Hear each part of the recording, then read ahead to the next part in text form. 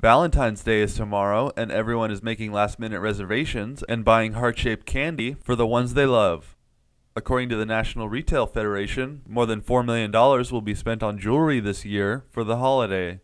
California has chocolate sales covered, having the most chocolate manufacturers in the country with 121 different companies.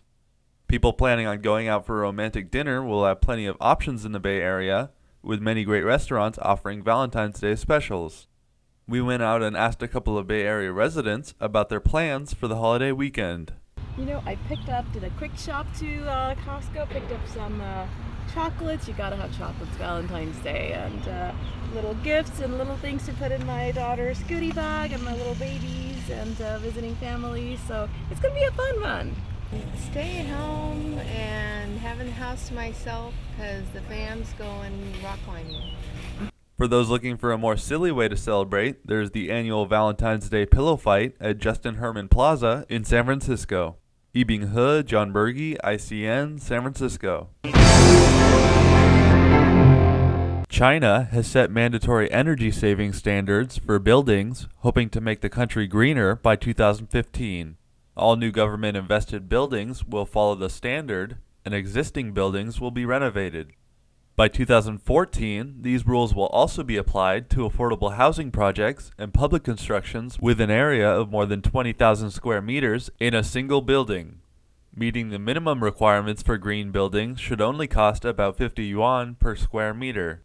China aims to construct 1 billion square meters of green buildings and make green buildings account for 20% of all new buildings in the country by 2015. Ibing He, John Berge, ICN, San Francisco. Forensic experts are looking at the charred remains found Tuesday after a deadly shootout at a Big Bear area cabin, attempting to identify Cristopher Dorner, the former LAPD officer wanted for a series of shooting deaths and a revenge plot against law enforcement agencies and their families.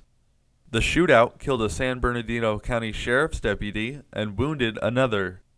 Dorner's driver's license was found in the cabin, which was destroyed by fire. We believe that someone was inside, and that was the person that stole the vehicle and fled, then abandoned the vehicle, ran into the forest and inside this cabin where he barricaded himself. The cabin is southwest of Big Bear, near where Dorner's burned-out vehicle was discovered Thursday after he allegedly shot and killed a Riverside police officer. Dorner was spotted by a California Fish and Wildlife officer when he fled to the cabin and began the shootout. Ibing He, John Berge, ICN, San Francisco.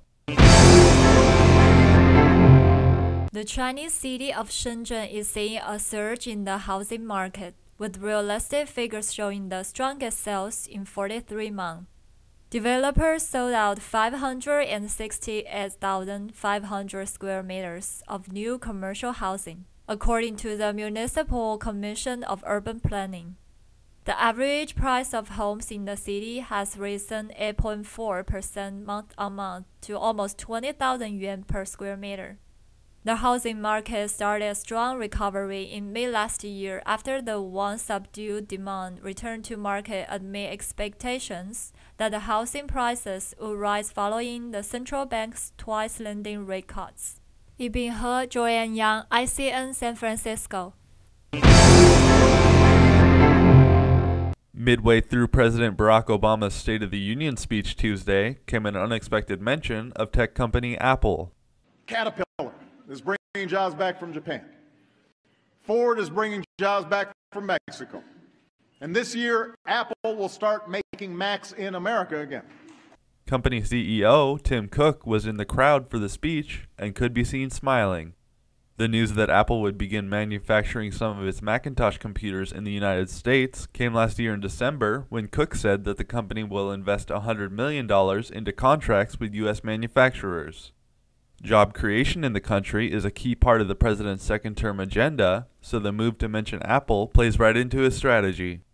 Administration officials say Cook was invited to the speech because he heads a company that underscores America's innovation economy. Ibing He, John Berge, ICN, San Francisco.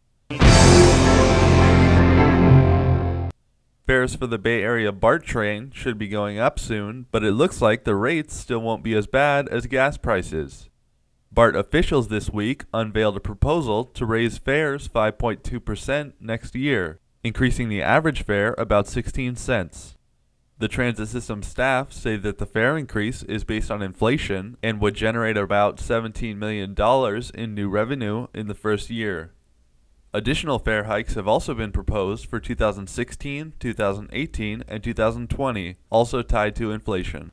BART will be increasing daily parking fees by 50 cents every 6 months at station lots that are regularly full, which is expected to raise up $11 million annually. Yibing He, John Berge, ICN, San Francisco.